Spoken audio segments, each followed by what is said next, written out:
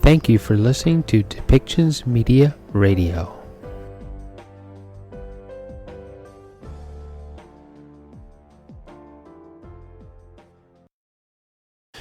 Welcome back to Depictions Media Radio. I'm your host, Michael Clogs, and the next segment, we're going to have Justin Trudeau talking about SMEs, and he will also discuss the Russian invasion of Ukraine, and he's going to make some statements about people fleeing the war from the Ukraine, Ukrainian citizens looking to come to Canada so that they can be on safe ground, get away from the bombing, the shelling, and possibly even sending certain family members to safety while other family members continue the resistance against the Russian army. There are some questions that are going to come up about what makes the Ukrainian refugees so different than other refugees that have been encountered around the world to date. The fact is that it would seem that the Ukrainian citizens, the borders are and the visas are open to just about anyone who can pass the screening, and there's not a limit on the number of people that can move into Canada at this point. Whereas in Syria, they said they were going to take so many people, and other areas in throughout the Middle East where they said they were going to only take so many people. And even in Afghanistan, Canada was very slow to move to help those who even helped Canadian forces as interpreters and so forth to help them get out of harm's way. So it could be simply put that maybe Justin Trudeau and the government learned a lesson from Afghanistan, and they're looking to move faster and open doors quicker to those who find themselves in harm. So let's listen to what Justin Trudeau has to say about that while we listen to a new program that is going to be opening up for small businesses so that they can move forward into the digital age and have monetary resources to help with websites, e-commerce platforms, and help them build a better business so that they can live more comfortably and help their families grow. So, let's listen to what is actually said in the press conference. Isabelle Hudon, je suis présidente et chef de la direction de BDC, la Banque de développement du Canada, la Banque des entrepreneurs du Canada.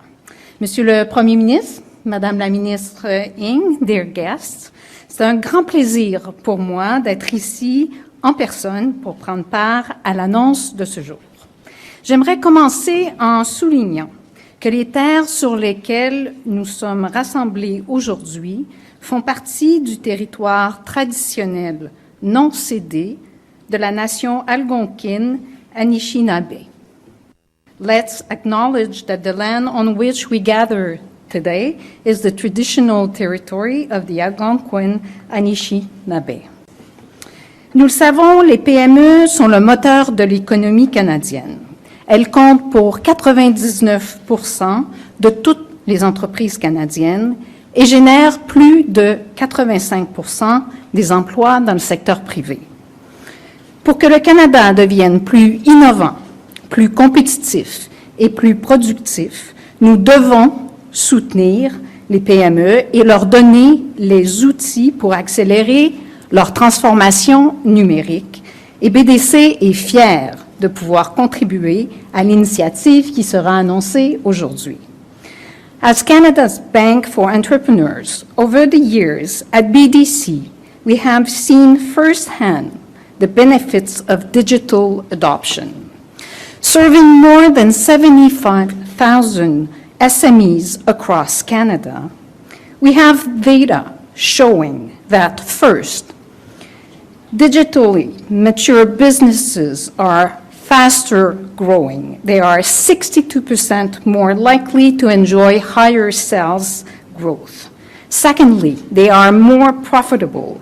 They are 52% more likely to have greater profit growth. And thirdly, they are more competitive. They are 70% more likely to export. En revanche, la majorité des PME ne parviennent pas à véritablement adopter les technologies numériques. Près de 60% d'entre elles n'ont pas la maturité numérique souhaitée. Nous avons donc un défi à relever. Nous devons aider les PME à d'abord découvrir et comprendre les avantages qu'elles tireront d'une plus grande numérisation. Deuxièmement, nous devons les soutenir tout au long de leur progression vers une plus grande maturité technologique et numérique. Alors que la technologie transforme notre façon de vivre et de faire des affaires, et tout particulièrement en raison des changements profonds des comportements des consommateurs depuis les 2 dernières années, je suis heureuse de constater que collectivement, nous allons relever ce défi et offrir aux PME canadiennes et à leurs travailleurs tout ce dont ils ont besoin pour se développer et prospérer dans l'économie numérique. Without further ado, I'm delighted to welcome the Right Honourable Justin Trudeau, Prime Minister of Canada.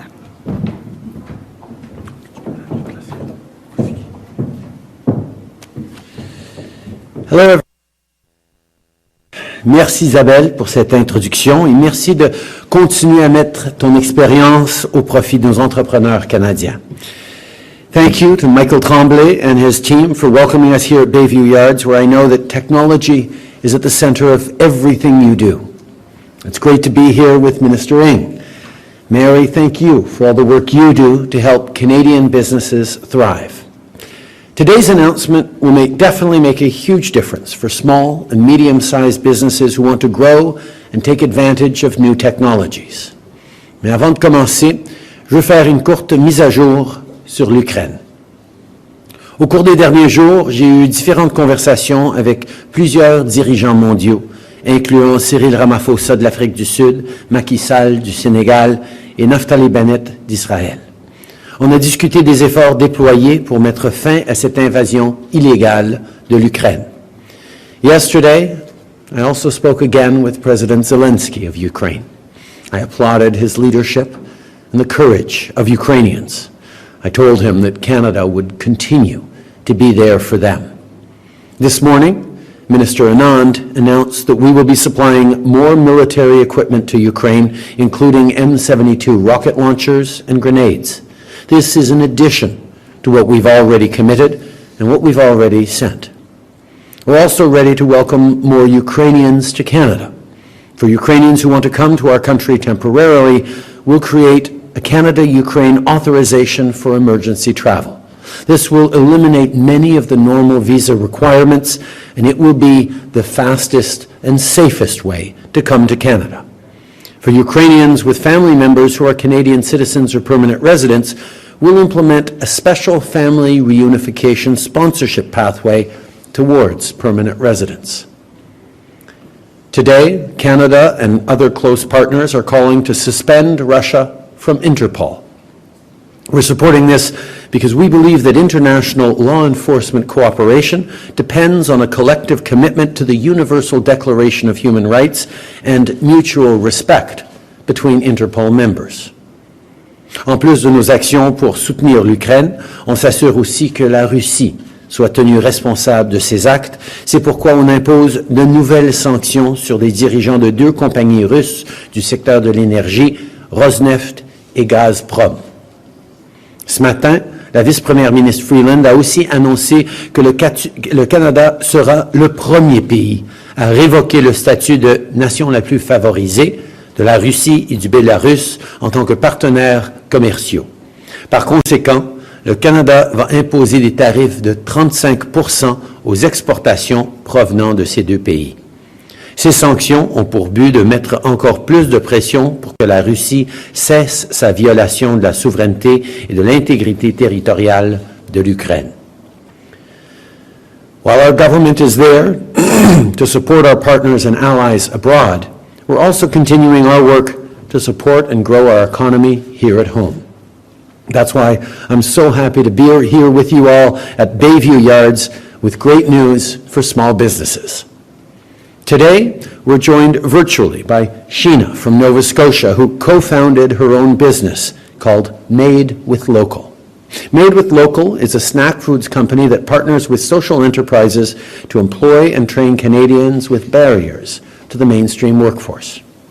Like for many small businesses, the past 2 years hasn't been easy. But despite the challenges, Sheena adapted and made the pivot to digital. Now, with a greater online presence, her company is stronger than ever. Les PME comme celle de Sheena sont au cœur de nos communautés. Pendant la pandémie, notre gouvernement a été là pour les soutenir avec des programmes comme la subvention salariale, le compte d'urgence pour les entreprises et l'aide en cas de confinement. Alors qu'on continue de bâtir une relance économique forte, c'est important de s'assurer que les petites entreprises canadiennes aient les outils nécessaires pour réussir dans un monde de plus en plus numérique.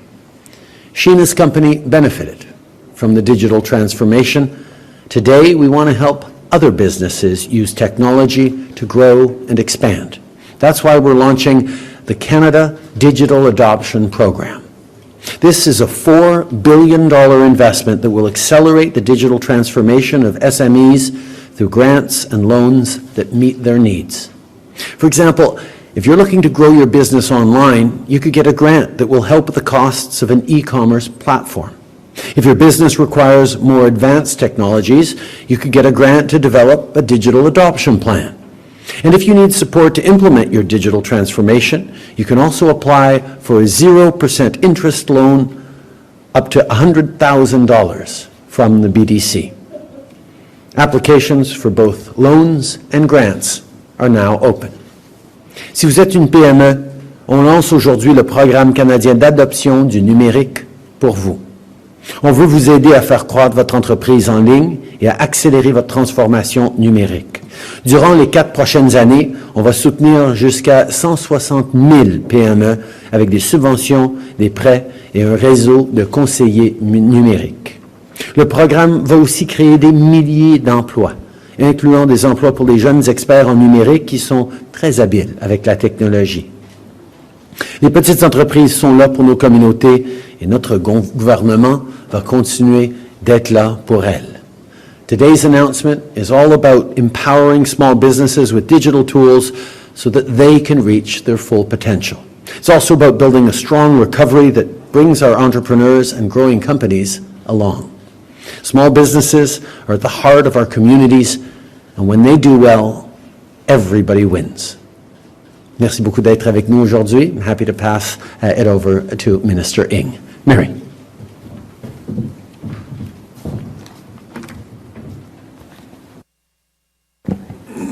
Change the height of that a little bit.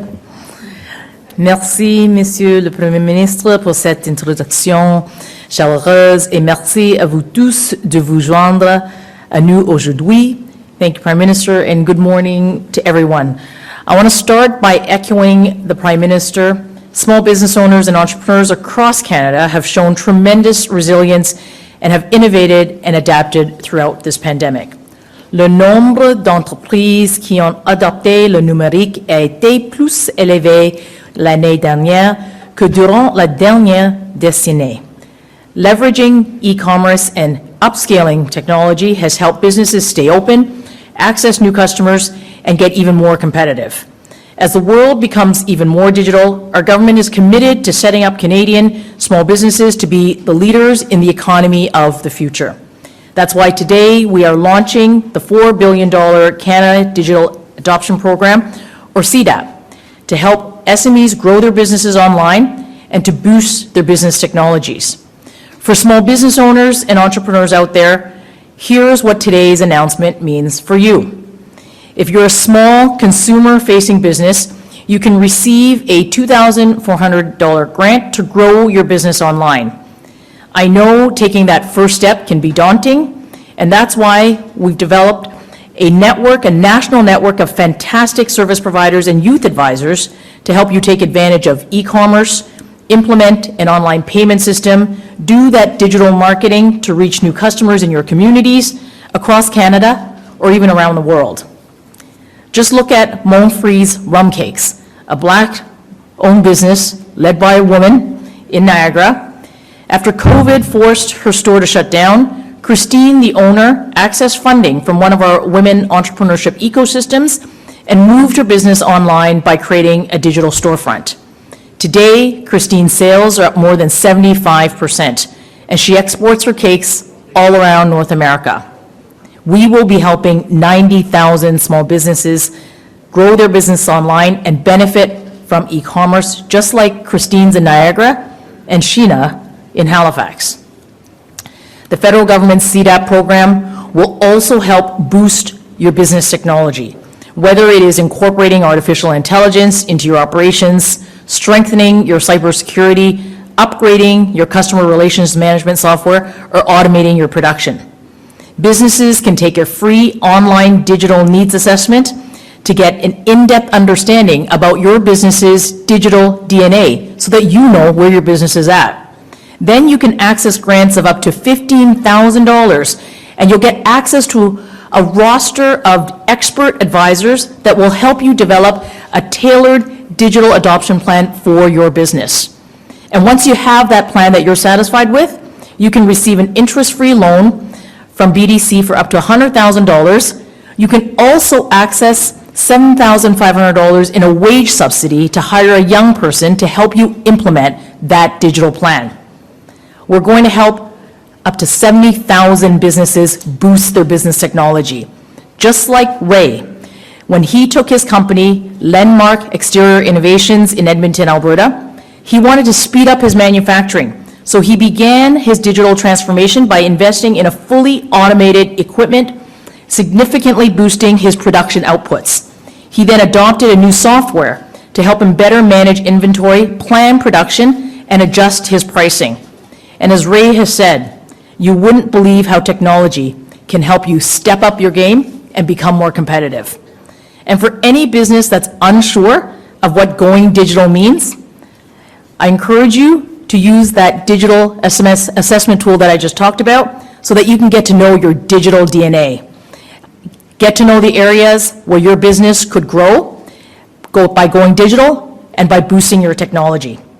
The Canada Digital Adoption Program will support up to 160,000 Canadian SMEs to leverage technology to grow their business, to access new customers here in Canada and in markets around the world, while creating thousands of jobs here through nearly 30,000 placements for young Canadians to help businesses implement these digital transformations. Mais cela aura également un impact beaucoup plus significatif pour notre pays.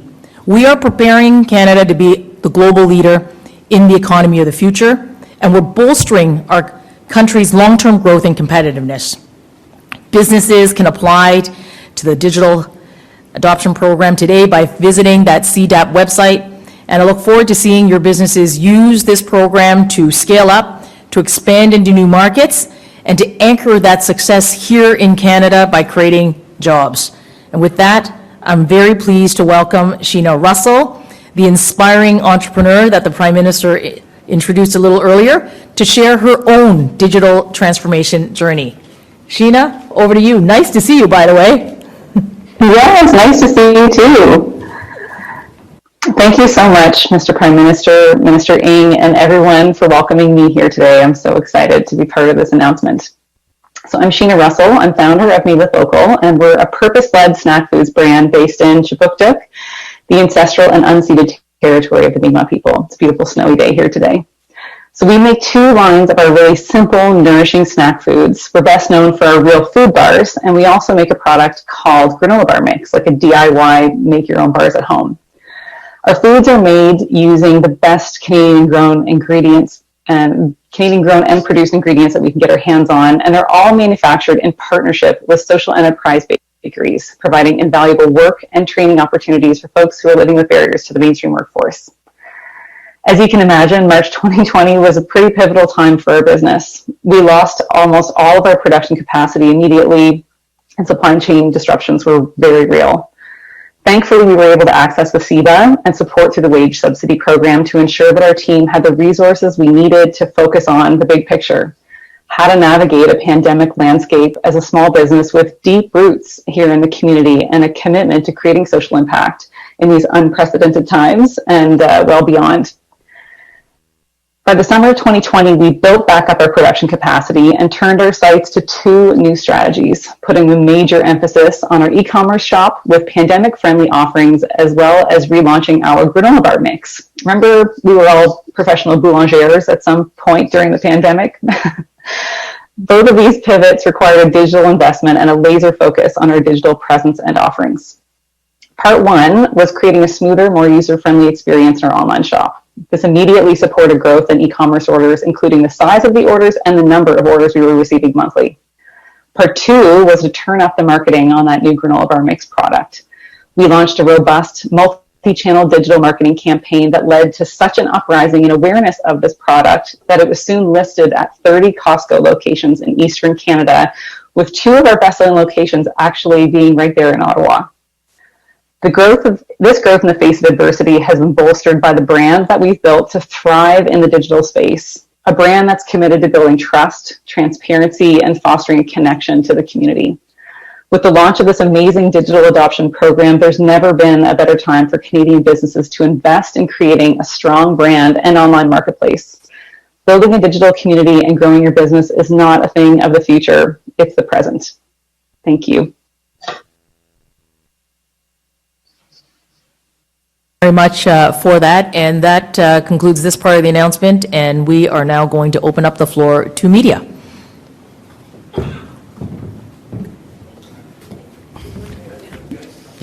Hello. Thank you, Minister Ng. We'll now start the Q&A for 20 minutes, starting with the Toronto Star. Tonda? Sorry, we're just adjusting here. Got a shot? Hi, Tonda McCharles, Toronto Star. Prime Minister, we understand that some Canadian companies held millions of dollars in stock in Russian firms that were hit by Canadian sanctions. So I'm wondering if you can explain what happens to that money. Are they able to legally sell that stock, or is it frozen while the sanctions are in place? And could you elaborate on your suggestion that Canadian firms might be offered some compensation? Well, first of all, I think all Canadians understand how important it is to stand with Ukraine and understand that the blame for this situation is solely on Vladimir Putin. He made a terrible mistake in underestimating the resilience and strength of the Ukrainian people, but also of the resolve of people across democratic countries to stand up to his thuggery. You cannot overturn 75 years of peace and stability that contributed to growth and opportunity for people all around the world and expect to continue to benefit from this. Now, the thing with sanctions and penalties in an interconnected world is they end up hurting everyone. There will be Canadian costs to putting these sanctions on, in addition to the costs that will happen on the global economy as we see supply lines further disrupted, as we see shortages of energy supplies in places like Europe. There will be consequences and ripples throughout the world. But this is a moment for us to stand together. This is a moment for us to step up and defend our democracies, the UN Charter, the principles of the rule of law that we have. Of course, people who invest in other parts of the world are always taking on a certain amount of risk when you do that. We will certainly look at ways to minimize that risk for Canadians, but at the same time, we cannot hold back on putting everything forward to hold Vladimir Putin to account, to make sure that he understands that this was a terrible mistake for which he and the Russian people will pay. Following up. However, you said yourself yesterday you're looking at ways to compensate Canadian firms and industries and industrial sectors. So there's a difference between, gas prices going up and whatnot, but the people who are invested there. Could you speak specifically to the question of compensation? Look, Tonda, our approach on this has been to go as hard and as fast, as quickly as we could, in coordination with our allies around the world, on demonstrating right away, even as tanks continue to roll towards Kyiv, towards encircling, as bombardments continue, that immediately we're putting in place measures that will show Putin what a mistake he's made. Obviously, this may last some time, and as we move forward in this situation, we will take a look at how we can minimize the impact on Canadians. But that's something we're always doing. We're always look as a government to try and help out Canadians who are being hurt by global events. But our priority right now is sending the strongest signal of condemnation and penalties to Putin and Russia that we possibly can. But of course, as a government, we always have Canadians back, and we will continue to look at ways where we can support Canadians who are suffering because of consequences of Vladimir Putin's actions. Prochaine question. Bonjour, M. Trudeau, Christian Noël de Radio-Canada. Un peu pour faire suivi à ça, je comprends au niveau international la raison pour laquelle le Canada impose ces sanctions. Je comprends l'argumentaire derrière tout ça. Mais c'est vous qui avez évoqué la possibilité d'avoir des compensations pour des entreprises canadiennes. Donc, je me demandais, quand vous disiez ça, qu'est-ce que vous aviez en tête? Quel secteur et quel genre de compensation? Ce que j'ai dit, c'est ce que je dis toujours, c'est qu'on va essayer d'aider les Canadiens qui sont en difficulté à cause de cette situation. Ça comprend évidemment des Canadiens pris en Ukraine, des cousins, des tantes de gens qui sont ici au Canada qui veulent sortir. Ça inclut aussi des gens qui pourraient être affectés par les sanctions de façon indirecte ou par les pénalités. Mais on n'a pas passé énormément de temps à élaborer des solutions encore, parce que notre priorité doit être et continue d'être d'aider l'Ukraine. Quand j'ai parlé à Volodymyr Zelensky hier, il me demandait pour de l'aide détaillée, et on est en train de regarder et de travailler avec notre gouvernement, avec nos alliés, pour répondre à la situation. Évidemment, s'il y a des Canadiens qui sont frappés de façon disproportionnée par la difficulté, on va regarder des façons de l'aider. Mais on n'est pas là encore. On est bien sûr ouvert à le faire, mais ce n'est pas une réflexion que nous avons tout de suite. Merci beaucoup. Quand on regarde l'aide, notamment militaire, que vous mentionnez, on envoie des lance-roquettes, on envoie des grenades. Ça pourrait être considéré par M. Poutine comme une action offensive, une action guerrière. Comment est-ce qu'on peut dire à ce moment-ci qu'on n'est pas en guerre avec la Russie si on envoie des armes en Ukraine? Notre réponse à l'invasion violente et irresponsable et illégale de Poutine en Ukraine, ça a été tout d'abord une réponse économique. On démontre qu'on ne peut pas renverser une paix et stabilité qui dure depuis des décennies et continuer de profiter de la croissance économique et des avantages économiques qui viennent justement de cette paix et de stabilité. Mais en même temps, on sait très bien que de renforcer l'OTAN, d'être partenaire fort avec nos alliés préoccupés par cette démonstration par Poutine qu'il ne compte pas respecter les règles de notre ordre international, nous exige de prendre des mesures pour renforcer notre présence à l'OTAN. Mais en plus, nos amis ukrainiens, qui sont en train de subir une violence, une agression injustifiée par la Russie, méritent notre aide. C'est pour ça qu'on a envoyé des armements pour les appuyer. C'est pour ça qu'on est en train d'en envoyer encore, parce que c'est des amis qui ont besoin d'aide face à un agresseur irresponsables et beaucoup mieux armés qu'eux. Next question. Glenn McGregor, CTV News. Prime Minister, the other day, the Russian embassy in Ottawa put out an utterly bizarre statement filled with misinformation and distortions about what's happening in Ukraine. At what point does your government decide that the ambassador and his staff should become persona non grata and expelled from the country? The decisions will be made, like all decisions, in what is in the best interests of Canada, what is in the best interests of Canadians abroad, what is in the best interests of our friends Ukrainians. We understand that the ambassador in Ottawa is a mouthpiece for Putin, is saying the same kinds of things that are Russian propaganda and disinformation. We need to balance that and the impact that he can have against the positive impact that Canadian diplomats in Moscow can have in understanding what's going on with the Russian people, in supporting people on the ground, in helping out Canadians who might find themselves stuck in Russia right now. We're, of course, looking at what our allies are doing, looking at what we need to do to, yes, send the strongest signals, but also be as effective as we can in pushing towards an end to this. Canada played a key role in establishing the G20. Some people think it's even a more effective international forum than the G7. Do you support Russia's continued participation in the G20, or would you like to see them removed, especially given the fairly comparatively mild response from the G20 to this crisis?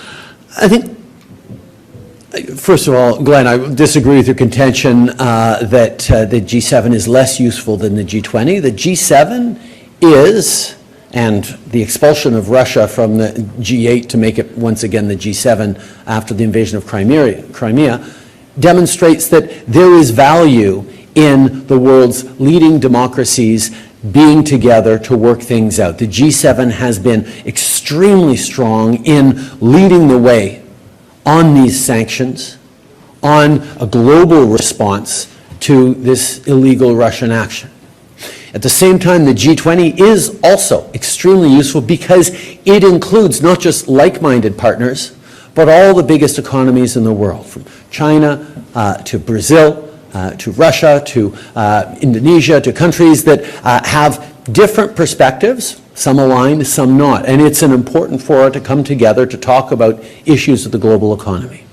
I have spoken with a number of G20 leaders, including Cyril Ramaphosa of Africa, where we've talked directly about what we need to reflect on as a G20 in terms of holding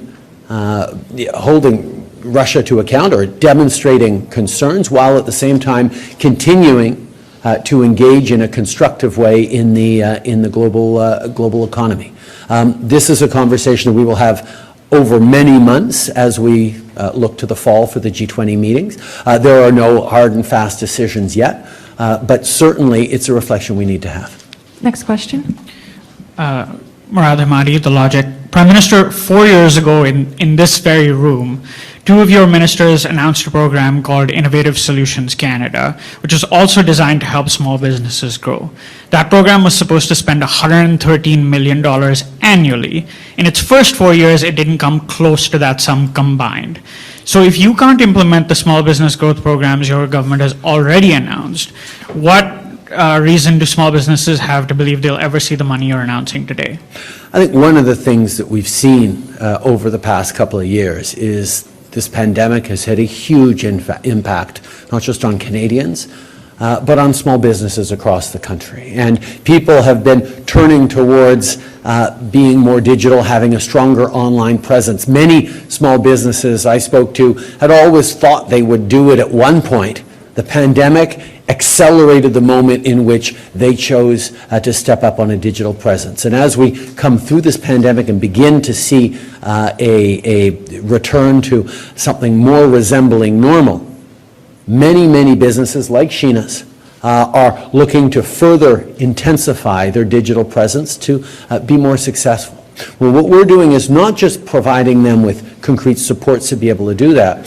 We're also drawing on one of the extraordinary resources that Canada has, which are young people who are so keen, so innovative, so forward-thinking, and so at ease in a digital world that actually harnessing and creating jobs and opportunities for those young people to be paired up and share their expertise and train up in that expertise to have an impact on small businesses is bringing people together to meet the challenges of our time. And I know this is going to have a tremendous impact on small businesses right across the country. Prime Minister, on September 28th of last year, you said your government would announce a decision on, quote, telecommunications and Huawei in the coming weeks, end quote. It's been 22 weeks and 2 days since you said that. Are you going to ban telecoms from using Huawei equipment in their 5G networks? And if you won't give me a yes or no today, will you at least give me a ballpark month when you'll tell us? As you know very well, this is an important question for Canadian telecom industries. It's an important question for businesses, for our competitive environment. We need to make sure that people have access to telecommunications in a strong and robust way, but we also need to make sure that we're safe in our use of telecommunications equipment, and that we're keeping Canadians and our information protected. That's why we've been working with allies, we've been working with experts, we've been working with all of our intelligence and security agencies on this issue, and we will have more to say in due course. Prochaine question. Bonjour, Monsieur Trudeau, Mylène Crête de la presse. J'aurais aimé savoir, hier vous avez parlé, il y a 2 jours vous avez parlé au président sud-africain, hier vous avez parlé au président sénégalais. Je me demandais, quelle est votre stratégie, quel est le rôle que les pays du continent africain peuvent jouer concernant la guerre en Ukraine?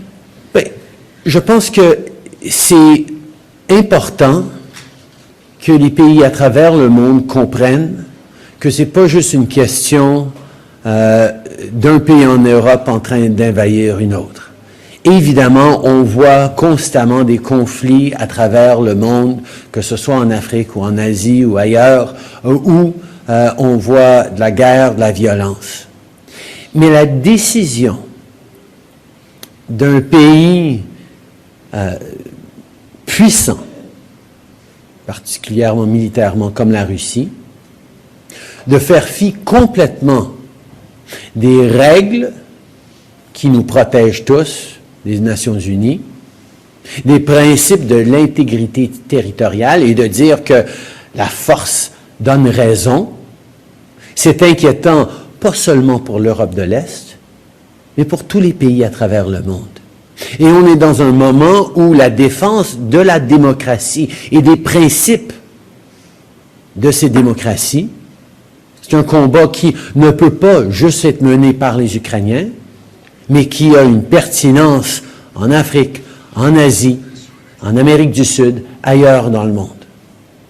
Certainement, tous les différents pays vont avoir leurs préoccupations, leurs questions, leur historique personnel en termes de relations avec la Russie et d'autres, mais de souligner à quel point nous devons d'être forts et unis pour condamner les actions qui mettent à risque tout notre système international et d'entendre et de comprendre les perspectives des Sénégalais, des Sud-Africains, des Israéliens, des gens en Asie, des gens un peu partout dans le monde, pour qu'on puisse réellement coordonner et être unis dans notre défense des valeurs et des principes sous-jacents aux démocraties.